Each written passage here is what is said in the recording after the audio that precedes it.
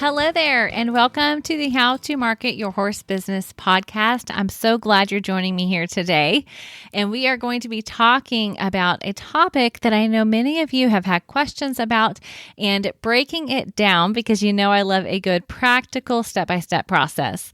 But before we get into that, just in case you and I have not yet met, I want to quickly introduce myself so that you know who is sitting on the other side of the microphone. Now, as you've likely guessed, my name is Denise Alvarez, and through my business, Storm Lily Marketing, I have the honor and pleasure of helping the everyday horse business owner like you turn your website visitors into your customers. I do that through coaching, as well as website design and copy content, email marketing strategy, and Social Stride, my monthly coaching program. I do each of these things, including this podcast here, so that you all can be out serving your clients, working with horses, doing what you love to do in the equine industry. I get that marketing is not everybody's love language, and so I'm here to help you break it down. So I will use a mix of step-by-step strategies and basic how-tos to help you not only see what's possible for your business, but to guide you through the process to make it happen. And today I have an amazing guest who is going to help guide you through Facebook ads. Now, I will tell you, this is not a where to go and do what inside of the ads manager. As you can imagine, that's a little bit difficult to do on a podcast because that's more of a visual process. But instead, Katie is going to walk you through 6 steps to creating an ad strategy and actually creating the ad, the successful ad that's going to work for your horse business. So she has broken it down wonderfully. And you guys, we are so honored to have Katie Cannon on this podcast with us. She will tell you about her history, but can I just tease it a little bit? She has managed digital marketing for Lowe's, Marriott, and has a ton of agency experience. She has done many things inside of the equine industry. That's what she loves to do now. And so she is bringing that experience and that knowledge to help you all see how Facebook ads can work for you. So I'm going to ask her some of the questions that I believe are on the tip of your tongue so that you can hear her answer. And if you have any questions about it as you're listening and if you're trying to take notes, you can of course go to the show notes at stormlily.com/77. I will outline these notes for you, or these 6 steps from Katie. She also talks about a couple of resources, and I will make sure to link to that in the show notes as well. So you can find everything you need at stormlily.com/77. But for now, get ready because Katie Cannon is about to bring you the Facebook ad strategy that is going to work to connect you to the right people. So here's my interview with Katie Cannon.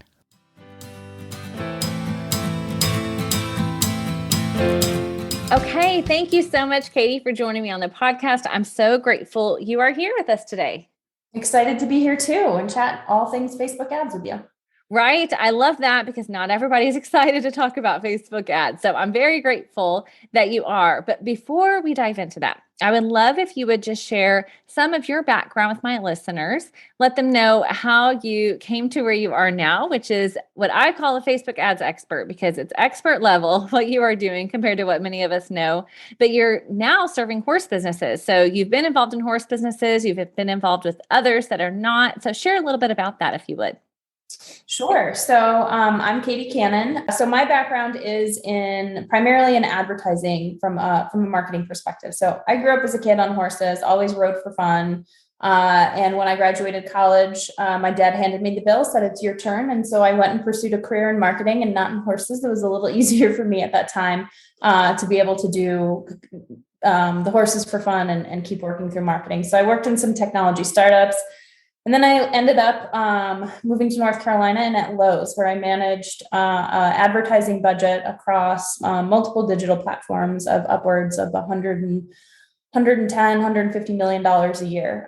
We invested over $35 million a year on Facebook alone in one particular year. So very deeply ingrained in the Facebook team. I actually sat with a lot of the Facebook ads developers for a good amount of time, helping them early on with their products. This was back in 2014, 2015, and 2016. which is when their ad platforms was really beginning. And then from there, I went, worked in corporate consulting, had a lot of clients across banking and finance, as well as some technology big technology brands that you might know, things like Dell. And then I went and ran marketing technology and integration for Marriott International Hotels. I represented all brands across the globe, primarily in social advertising and advertising targeting. And then when the pandemic hit, we were given the option to take a severance package. And my husband and I had been chatting for a while anyway that we wanted to do more traveling. I wanted to ride a little bit more. And so I took the package and I left. And I started working with equestrian brands and small equestrian services so I could start to meld my passion, which is horses, and the work that I did in marketing and advertising, and totally pivoted my career and now support equestrian brands from an advertising, marketing, product positioning, and branding perspective. And it's been quite the evolution, but an incredible amount of fun to bring kind of the knowledge from being really deep into advertising and applying it and all the successes you can see when you have huge, massive budgets to smaller companies that may not be able to leverage the power of their dollars. And it's been a lot of fun. That's awesome. I so appreciate you sharing that. And now I'm sure for my listeners, they're going, okay, that's why they called her a Facebook ads expert, because you do have an expertise and an experience that you get to bring to the table. And I love that you get to now meld that together with the horses that you love and the businesses that you love to serve. So that's why I'm so grateful that you are here on the podcast sharing. So a lot of horse business owners are curious about Facebook ads, and maybe they've dipped a toe in. But I know a lot of owners, a lot of listeners are still feeling overwhelmed. They're still feeling unsure if Facebook ads or Instagram ads or whatever direction you want to go, if it's worth their money, if it's worth their time. So I'm so grateful you're here because I know that you have some strategies and some tips that they're going to be able to use to make the most of what they have to offer, but also of what Facebook and Instagram ads has to offer as well. For sure. Yeah, there's an incredible amount of power in the platform, but you've got to know kind of how to leverage it because there's almost too many options, kind of depending how you go into it, and figuring out where to focus and apply your time and your dollars is really important, especially for a small business. Yeah, exactly. Because those options is what can be overwhelming. And it can be so easy when you look at it to see, $5 a day, $10 a day. But then over time that adds up too. And then you're going, did I even get anything for that $50, $100, $200? So, which I'm sure you'll speak into. So I would love for us to dive in. So my hope is that horse business owners that are listening specifically that are just getting into it. So those that are going to be managing it themselves right now, just trying to get a handle on it. Maybe they're not quite at a place where they can hire somebody like you to really invest a fair amount of money to get what they need. But maybe they just want to try to figure it out, right? Maybe they just want to get some new leads in the door. They want to build their email list a little bit, that type of thing. I would love for you to share some practical ways or some practical things they should know that will help them really make the most of the platform.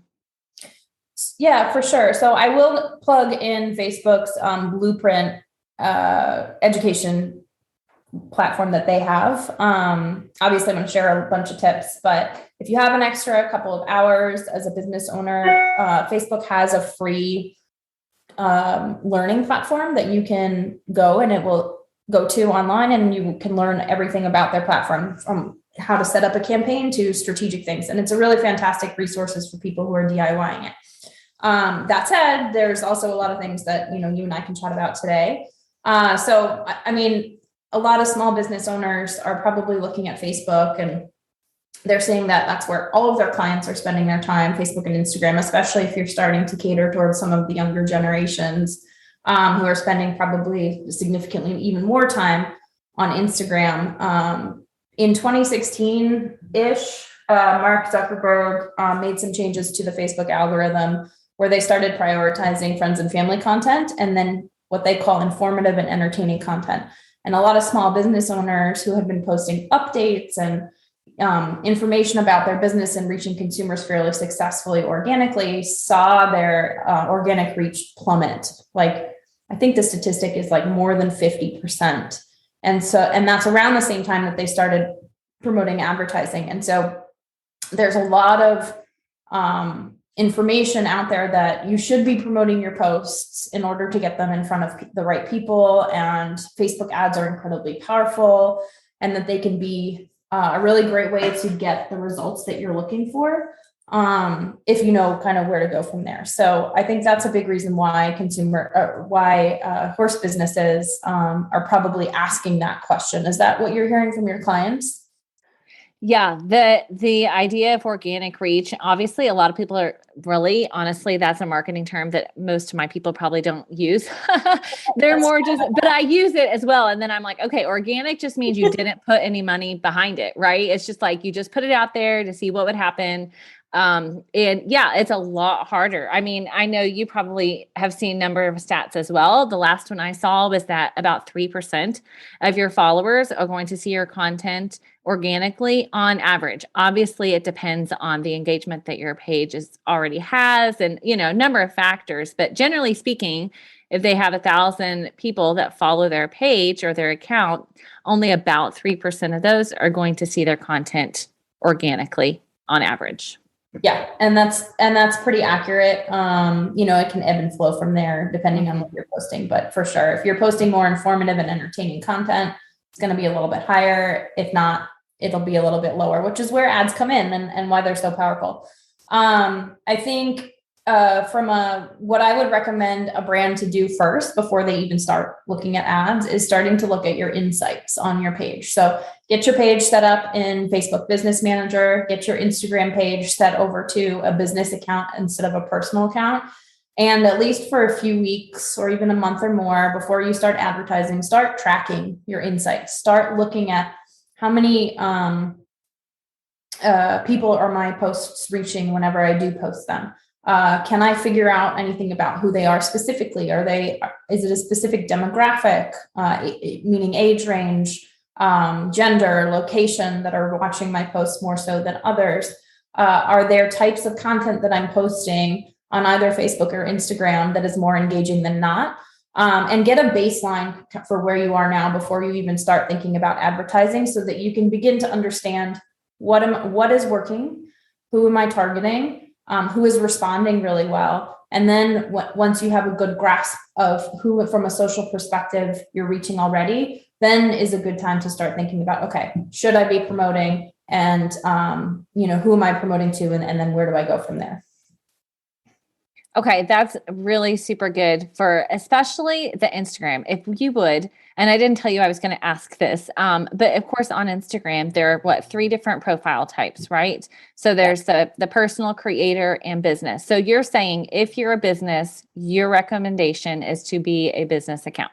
Business or creator. I mean, it can be either, but because both of those give you access to the analytics. If you're a personal account, you won't have access to the analytics. Creators, if you are creating a lot of reels, then you're really savvy with that. Creator is going to be a better fit for you because you have access to a little bit more from a creation perspective. But if you're posting primarily updates, a business account is probably more relevant to you. They are starting to crack down a little bit on people who say they have creator accounts, but then aren't actually creating anything. So it's important to kind of know where you are from a business perspective, and move into one of those, but you only will get the insights you need if you're on one of those 2 types of accounts. Okay. And then can an Instagram creator account run ads, or it has to be a business account when it comes time to run ads? You can be a creator account to run ads. Whether that, stays the same going forward, I don't know. I would assume that you can. Being a creator account also allows you to unlock a few things, like if you wanted to do partnerships with brands, if you're a barn or a trainer that has a lot of followers that are really engaged and you do sponsorships with brands, having a creator account can allow you to do some pretty unique sponsorship opportunities with brands where you work together. And you'll see sometimes on Instagram is created in partnership with, or where you can actually create a post and then a brand will pay to promote it for you. We're getting a little bit advanced like at this point. So creator can unlock some stuff. You can promote content if you are a creator account. I don't know if that will stay going forward, but for now it is. Okay. All right. Thank you. That's super helpful. Okay. So for either of those, and for those listening, you don't necessarily need to go create a spreadsheet to track these things. Like, it gives you a really nice looking report, so to speak, just visually. So it's fairly easy to go in and take a look on a regular basis and see. Tell me this, when you tell people to look at what types of content are more engaging, what factors do you typically advise them to look at when they're looking for engaging content, right? Are they looking for shares? Are they looking for comments? Are they looking for all of the above, more likes? What for you do you like to see? So it depends on the size of your account. If you're a smaller account, you can factor all of those in fairly equally. But generally speaking, a comment or a share is a better indicator of your content's resonance with that consumer. Because if you think about how you use Instagram, you actually have to stop, open up something, reshare it to your profile, type something. You have to, if you're commenting, you actually have to think about what you're writing and who you're responding to. So that engagement can be a better indicator for you of how deep they're willing to go with your brand.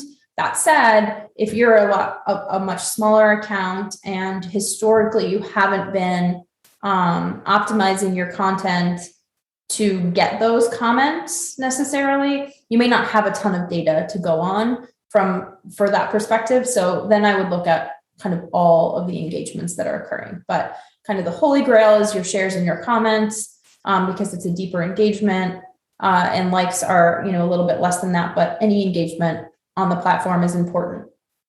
Okay, awesome. That's all super helpful. Okay, so first you want everybody to take a look at their insights before they move forward. So what's after that? Sure. So then I would say a lot of people get really excited about it and they're like, all right, I'm ready to promote. I want to put this post here and send it out to more people. And my first question is, okay, that's great. Can we rewind a little bit and let's talk about your business goals and your marketing goals before we even talk about, what we're going to promote and when. And it's amazing to me how many small businesses, they might have some business goals, like I want to get 30 new clients this year. But they haven't really thought about how any of their marketing activity that they're doing, whether they know they're doing marketing activity or not, so things as simple as like pasting a logo on my trailer is considered marketing activity. And did somebody see that on the road, right? How much of that marketing activity, what marketing activity am I doing? And what are my goals for my marketing? Is it to acquire new clients? Is it to further engage my current clients that I have and get them to, buy more from me as opposed to, or, sign up for more services? Like, where is my time and energy focused from a marketing perspective? And get that really dialed in. This doesn't need to be like a formal, like you don't have to create a presentation for your business or anything like this, but have a good idea in your mind. What are my business goals for the year? And then what are my marketing goals? What activities am I doing today to support my business goals through marketing? And then how do each of the activities I do line up to that? That's the next really important thing, because that's going to help you to inform which ads you choose to promote, where you choose to promote them, and who you choose to promote them to. Okay, that's so good. Can you give us a practical example when you say marketing goals? So like you said, business goals might be like, I want X number of clients or X number of repeat clients or that type of thing. What would marketing goals actually look like? Yeah, so a marketing goal could be something like, I want to increase my reach on Instagram by 30%. Or something like that. So I want to reach more people on Instagram. That might map back to, because you've somehow figured out that the more people I reach on Instagram translates into roughly X number of additional clients for me. Or a goal could be, I want to increase the engagement of my posts on Instagram, or I want to get an X number of brand sponsorships for the year, which would be a marketing activity. So that would be the goals, all of which support in theory, should at least map up to a business goal that you have. Whether you can directly correlate that with data or not, kind of depends on what it is. For the most part, when we're talking services companies and small businesses like this, there's not like a direct correlation, but anecdotally, I can kind of figure out that if I have more followers, it means that I'm getting more inquiries into my inbox about lessons that I'm teaching, if I'm a lesson learner. And so therefore I want to reach more people on Instagram so that I get more inquiries. That would be the type of goal that you would want to be setting, or at least the question you want to be asking yourself. Okay. That's super, super helpful, because I know many people are listening saying, okay, that sounds good in theory.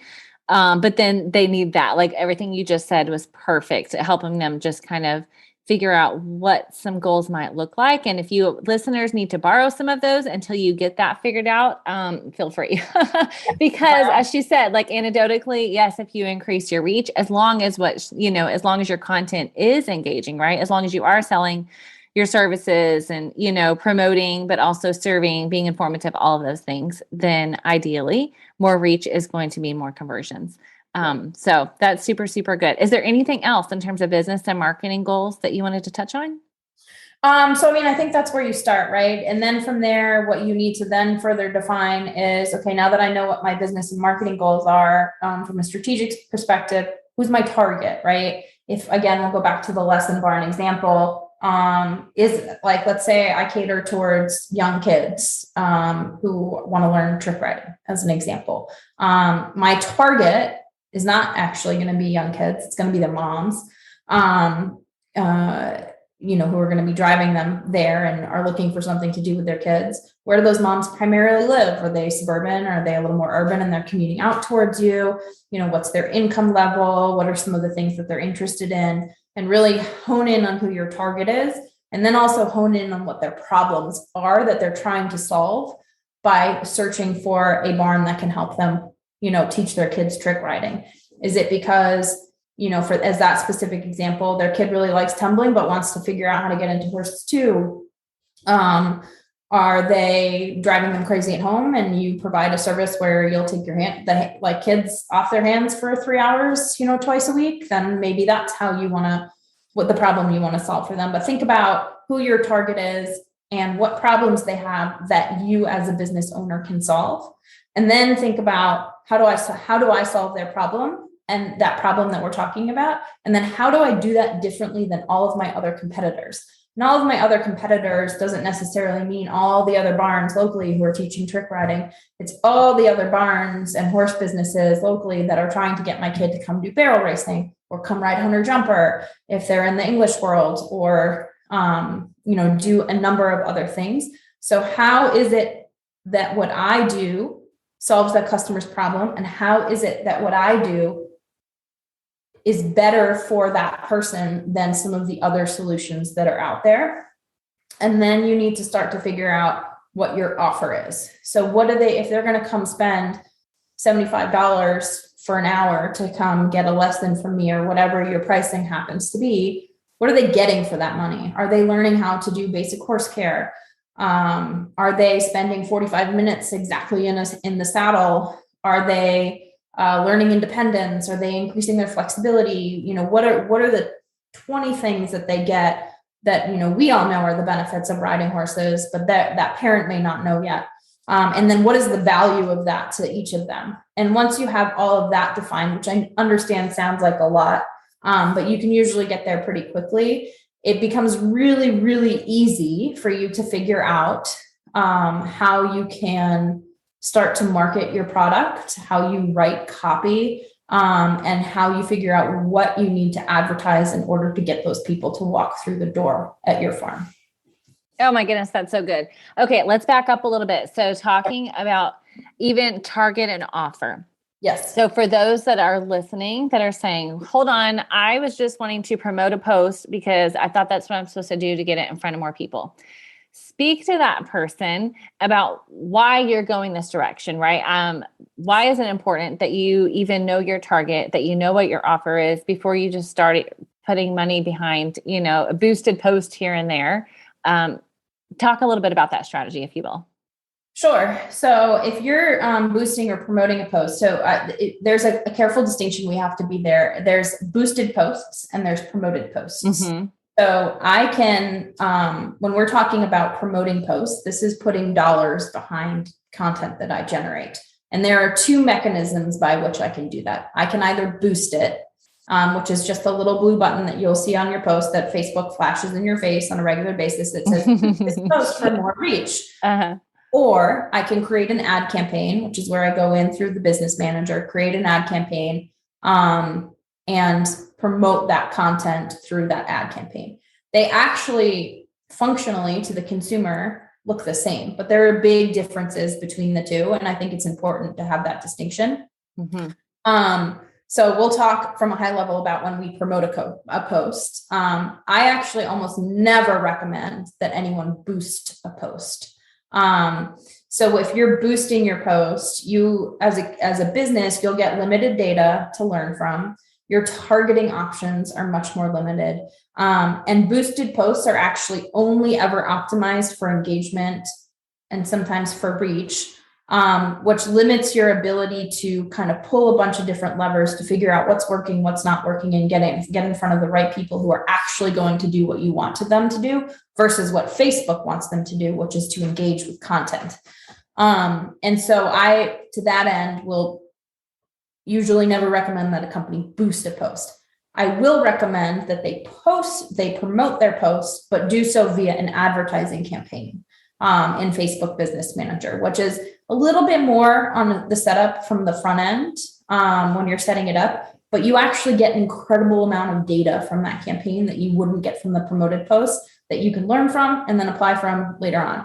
You also have a lot more targeting options available to you when you're promoting your post through an ad campaign than if you're boosting it.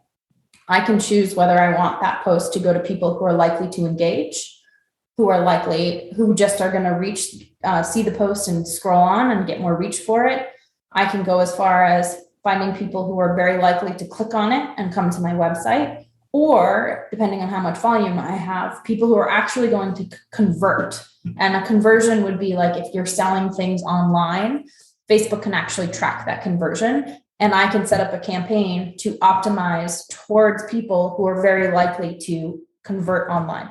Now, obviously, for a service-based business, that might be a little bit less relevant, but I would want people to come to my website. And if I boost a post, I'm missing out on the ability for me to tell the Facebook algorithm to put my ad in front of people who are likely to click. And so boosting is easy. It's quick. You can throw your post out there really fast, all of which is, beneficial. But it's not something I generally would recommend anyone to do. Okay, that's good. Okay, that's super, super helpful. Okay, so I apologize. I threw one in there extra at you with the promote versus boost, but as soon as I said it, I was like, oh, that's not the same, but I know she'll clarify. Okay, so going back then, for those that are listening and saying, okay, why do I really need to know who my target is, and what my offer is, right? So for example, when you're saying the offer, it's maybe going to be that you want to get them to sign up for lessons, right? Or, come for a free consultation for training or something like that, right? So you're saying, going back, one of the reasons that that's important is because you're wanting them to create a specific post, not just boost it. So they're going to have some intention behind their post in terms of having an offer inside of that. Is that what you're suggesting?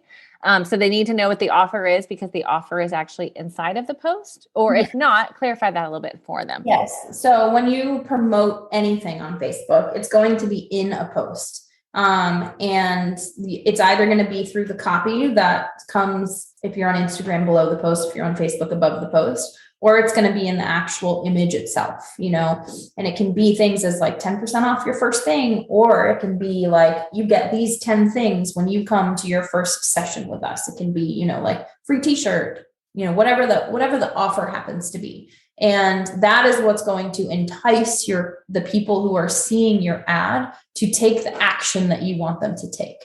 I actually probably should clarify that each of these posts also needs to have a clear call to action. What is the next thing that you want them to do? Do you want them to come to your website and sign up? Do you want them to walk onto your farm?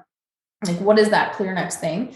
And it's important to have both your target and your offer identified, because that's what's going to set you apart from every other post that they see online, right? Is it going to resonate with this person? Does it fulfill a need that this person has? Is it entertaining enough for this person to stop their scroll as they're scrolling and spend the 2, 3, 5 seconds with your ad that they need to in order to determine if they're going to click or take the action that you want them to do? And if you have your target identified and an offer that is clearly crafted for that specific person, they're more likely to stop and pay attention to your advertisement than if you were to just, shamelessly plug, we're the best lesson barn in the area. Guess what? Every other one of your competitors is doing the same thing. And so you need to be a little bit more clear about how you solve specific problems and why you do it differently through whatever your offer happens to be. Okay. Thank you for helping speak into that. That's super, super helpful. Okay. So I'm sorry for the back and forth, but I want to make sure I didn't miss anything that you had on the part of time to market your offer. What other insights did you want to share about that part?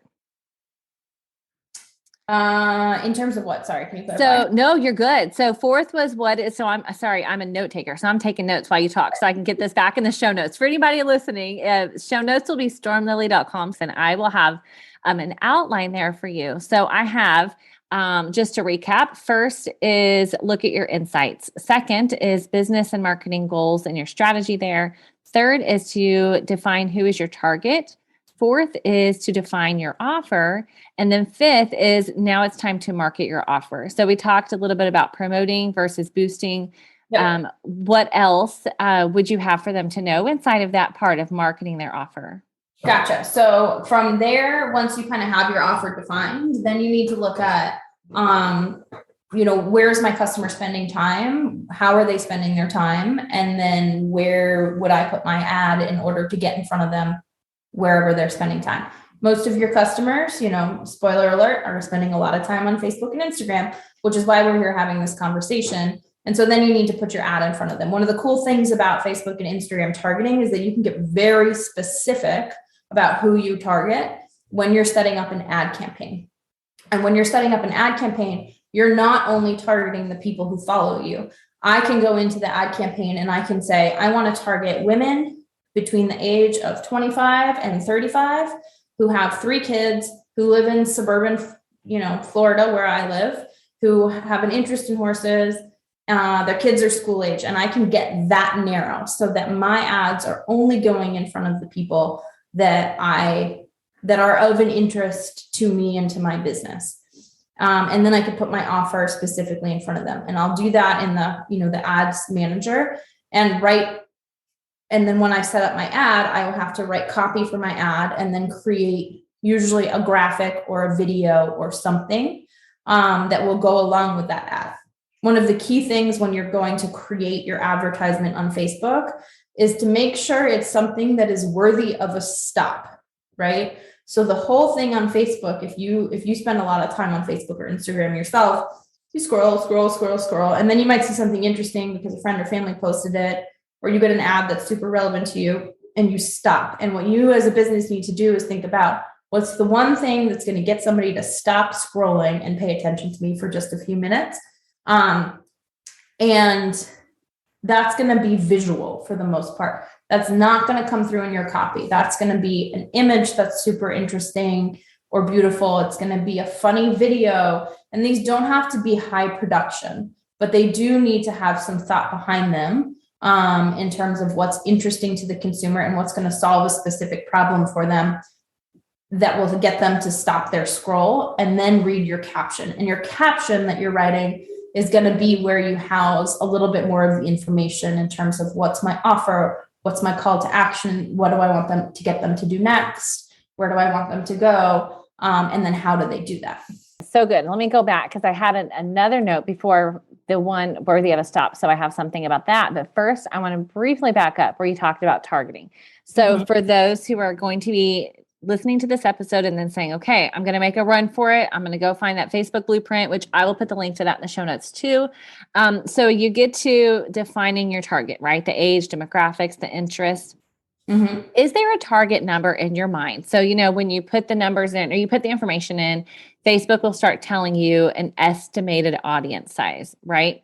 So, they have that little, what is that called? It goes from like green to yellow to red, right? And it's trying to show you the ideal. Do you suggest to people to kind of follow that to try to get right where Facebook says is ideal? Or in your experience, have you found like that there's a good estimated number that you're going for there? Or should they even be paying attention to that? That's a tricky question. So yes, you should be paying attention to that. To an extent. I mean, when we're talking small businesses like this and the budgets that you're working with, the likelihood that you're going to max out the budget in the audience is very unlikely. Obviously, when I was working with a lot bigger brands, and sometimes we put, like hundreds of thousands of dollars behind a single post, we had to keep a very close eye on that audience size, because there is a point where you will have more money than the size of the audience. And the smaller the audience, the more expensive it is to reach them. And that's true for these businesses as well. If you have a smaller audience, you're going to pay more to reach that audience than if that audience is more broad. But if you've done your homework early on and you've clearly defined your target, have a problem that they're solving, it's okay to pay a little bit more from them, because you're going to get better results than if you hadn't gone through that exercise. So pay attention to an extent. If that audience starts getting really, really, really, really, really small, maybe pull off some of the layers and see if you can get it to be a little bit larger. But with the dollars that small businesses are spending, they're not going to be hitting that max on that as quickly or as frequently as a lot of the bigger brands are. They just might be paying a little bit more to reach. Okay. Yeah, that's helpful. And then what about the idea of a lookalike audience for them? So say they have a page, that has 5,000, 6,000 followers. Should they do that option that Facebook provides that says, hey, give me people that look like the people that already like my page? Yeah, lookalike audiences are hugely impactful, but there's a caveat to that, right? So if you have a bunch of people who are following your page, but they don't actually buy anything from you, doing a lookalike audience off of those people is probably not going to be as impactful as if you were creating a lookalike audience off of people who you already know are likely to buy from you. So that's another one where like knowing your target and knowing who your current audience is today, like from the insights that we talked about when we first started chatting about like where you're doing today before you even start promoting, is really important. If those people are engaging a lot with you, they are buying your products, and they are the ones who are showing up to your business day in and day out, then yes, you should be creating a lookalike audience off of those people who already follow your page. You can also create lookalike audiences if you get a little bit more technically savvy off of people who are visiting your website, who are buying your products online. If you sell something online, you can even upload lists of customers who are buying your products offline and create a lookalike audience off of that, with some limitations. Those audiences have to be greater than 1,000 people in order for you to create a lookalike audience.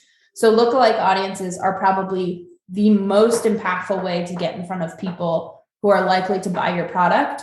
But you have to have enough people in your seed audience, and you have to have the right seed audience to create that lookalike off of in order for it to have the impact that it has the potential to have.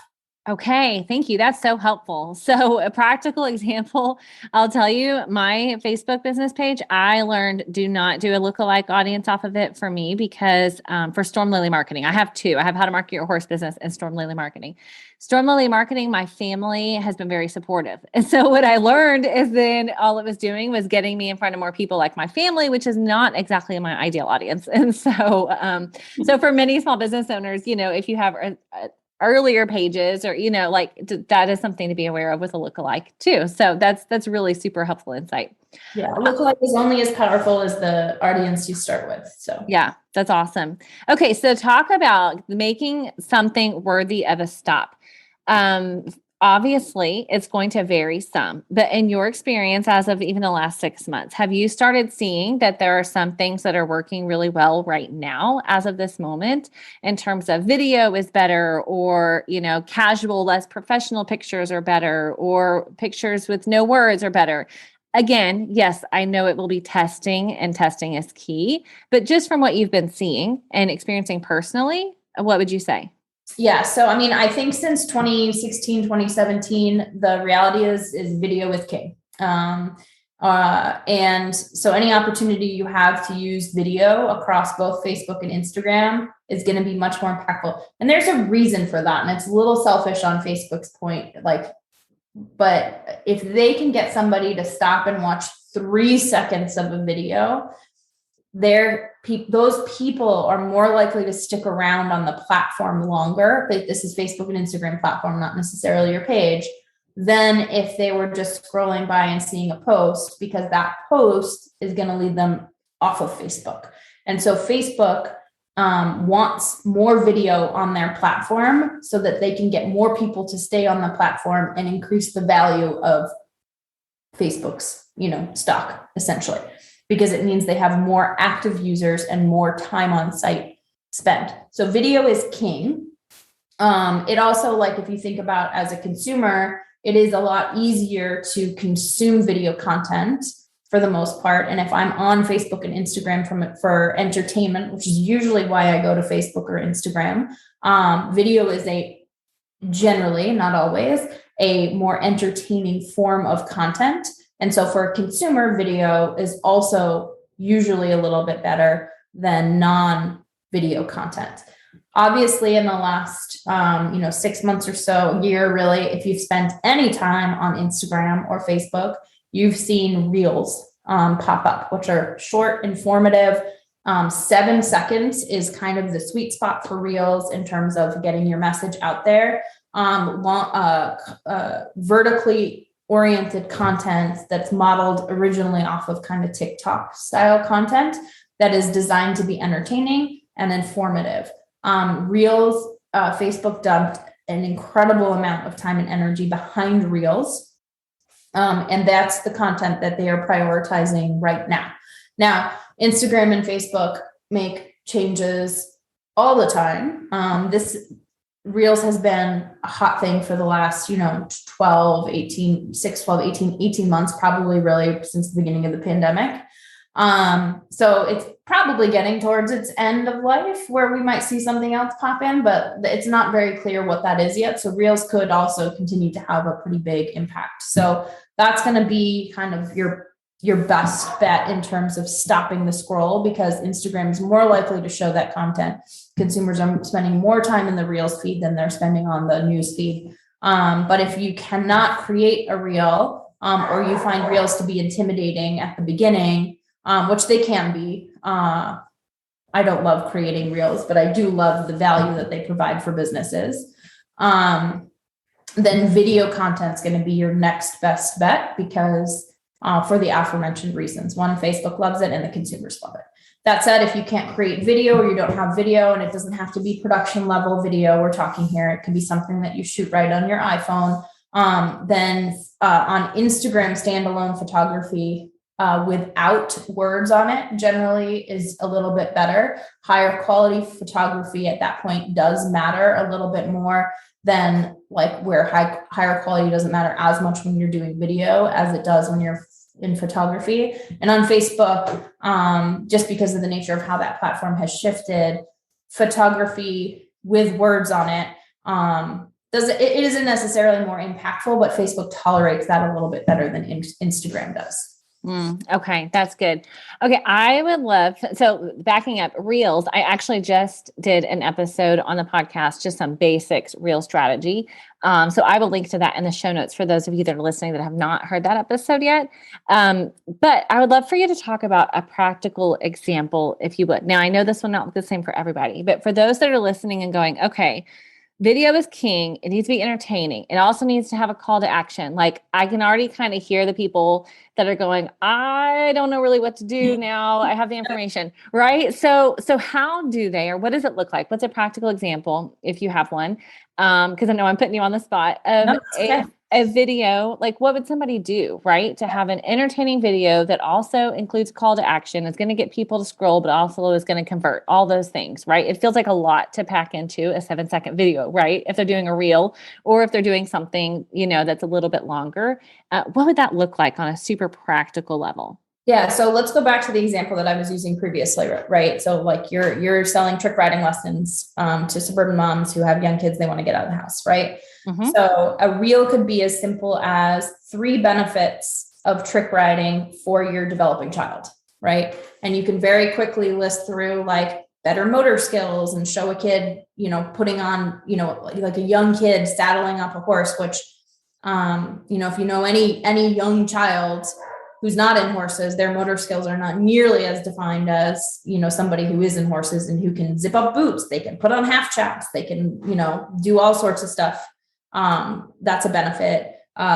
Independence could be another benefit. And then agility and strength could be a core strength, as well. So there, like you can do a really quick reel that shows a kid saddling a horse in one shot, that shows a kid doing a flip off the side of a horse that obviously requires some level of core strength or whatever happens to be. And then what was my third one? Independence, right? A young child leading, a horse that's, much bigger than they are out to pasture or something like that.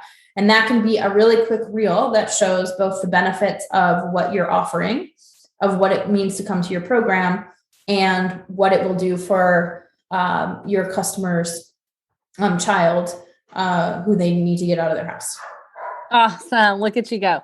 Okay. So say they're doing a Reels video. I'm going to get super granular here for those who are listening and saying, okay, but Denise, I create Reels in Instagram most of the time. So how do I turn that into an ad? Sure. So what you would do then is you would go into Facebook Business Manager. And once you set up your business profile on your Facebook account and then on your Instagram account, you then need to create a Facebook Business Manager, which is you go to business.facebook.com. And what you'll do is this business manager, you'll then link your Facebook page into it, your Instagram page into it. And there's a whole bunch of other tools like analytics and your ad campaigns, all that live within that one place. There's if you're still publishing all of your content from your phone on Facebook, from your phone for Facebook or Instagram, there are some really great creator tools that are also available in the Business Manager. So it's designed to be like your hub to access these 2 things. You would then go into your Business Manager, create an ad account. You'd have to obviously link your credit card to that. And then you would create your first ad campaign where you define the campaign and your goals for that campaign. So I want people to come to my website, right? So that's the objective I'm going to set. Then I define my target. I'm targeting suburban moms between the age of 25 and 40 who live in, Palm Beach, Florida. And who have school-age children. And then I would upload my content. So I would then tell it that this is a Reels campaign. Here is the video. And you can either download the video from Instagram and upload it into the platform, or I can select directly from the platform. This is the video that I want to be promoting that I have already posted on Instagram. And then you'll add a few other pieces of information that Instagram will walk you through as you're going. Like where do you want them to go if they click on the ad? Do you want to track this information? And then how much do you want to spend over however long you want to do? Is it $1 a day? That's the smallest amount that you can spend. Or do you want to spend $10 a day? And when do you want your campaign to end? And then you click go. Okay. Thank you for laying that out so well. I appreciate that. And I know my listeners will really appreciate that. And of course, the Facebook blueprint that you shared will help walk them through some of those steps in terms of getting set up and whatnot as well. Okay. I have another question for you. I appreciate your generosity because I know I'm throwing a bunch at you. So I have one more question and then I'll let you close up with what you have. But the money part, right? So you just mentioned, for example, $1 a day. For those who are just getting their feet wet, what do you typically advise that they set do they set a daily budget, or should they set, a whole, like I want to spend $100, but it'll stop when it reaches that point? And is there an amount that you suggest? And do you suggest the daily or just the overall budget? Yeah. So if it depends a little bit. If I'm going to be spending less than $100 or $200, if I'm going to be spending less than $100, like over the course of 30 days, then I would set it as a campaign budget. And what I would do is I would limit the number of different ad variations, and I would limit the number of different targets that I have, because that's just going to spread your dollars too thin. And I would set that at the campaign level as versus a daily level. If I have a little bit more budget to spend, like I'm comfortable spending a couple $100 in a month, then I'll set it as a daily limit until my, a campaign runs out of money, essentially, and then go from there.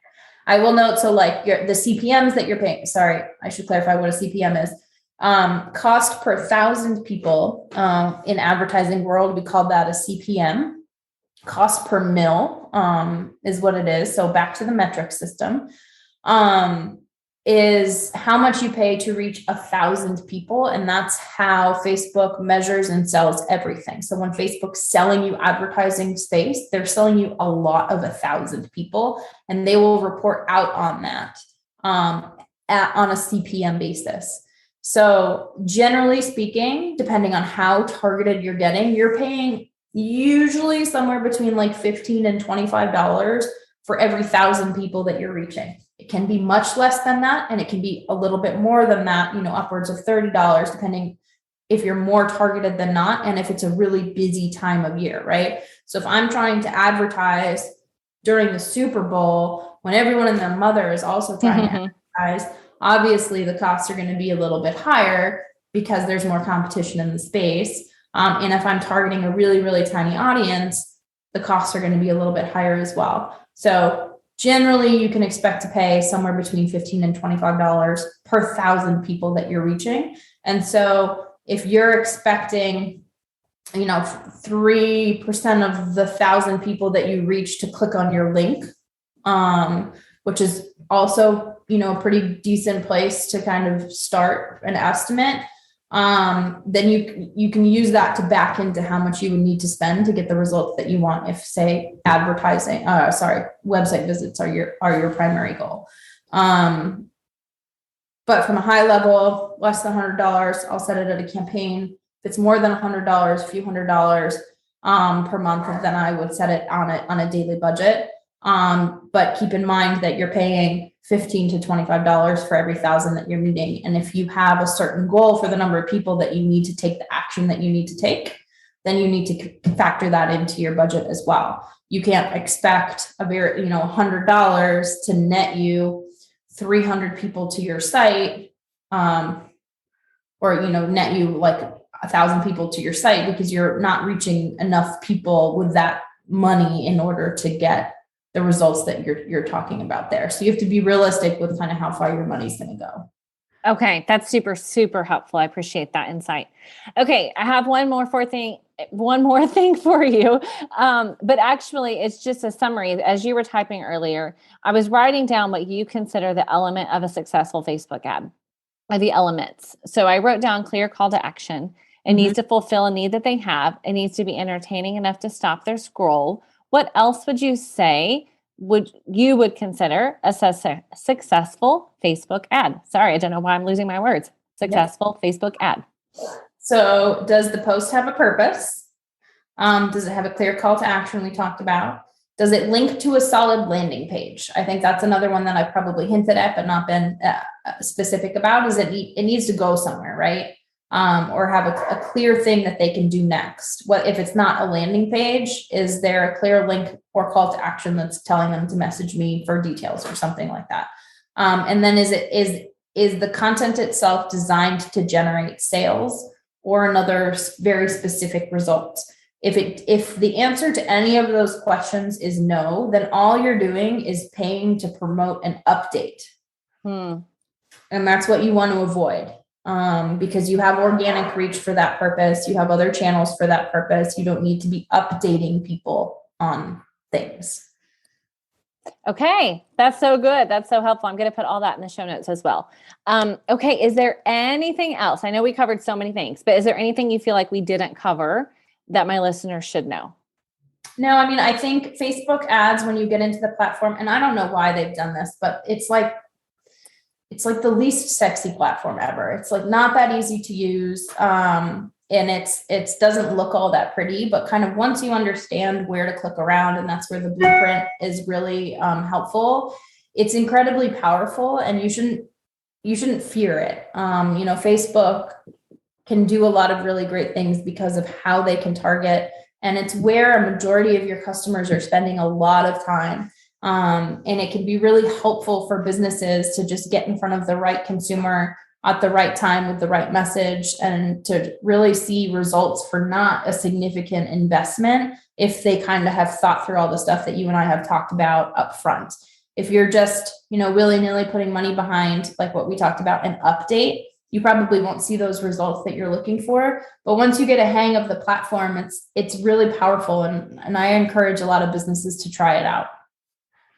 Okay, awesome. Thank you so much for sharing your insights. I will definitely, like I said, have an outline of these things on the show notes. And if anybody wants to get in touch with you, is there a place I should direct them? Yeah, they can reach out to me on my Instagram. All I do is post pictures of ponies. Perfect. So, which everybody can relate to. Not remotely my business, but I'm happy to answer questions at any time about anything specifically, or, if you wanted to work together, we could chat about that too. My Instagram is KCowBiz, KCOWBIZZ. And like I said, you'll just see lots of pictures of all my foals. I have a broodmare and lots of babies. So it's at the very least worth a look at that. Yeah, right. Exactly. Awesome. Okay. Thank you so much, Katie. I really, really appreciate you sharing. And I know my listeners will as well. Thanks, Denise. It was really nice chatting with you.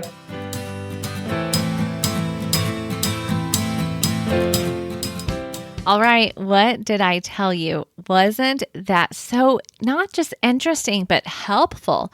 I so appreciate Katie's way of breaking it down into steps and making it very granular and giving those real life examples. Because while your business may not be the specific example that she gave, I think that it really helps you to picture what it can look like to create a Facebook ad strategy using what she gave, using those ideas of having a clear call to action and knowing who you're going after and having a purpose behind it, all of those things. And so I hope that this was helpful to you.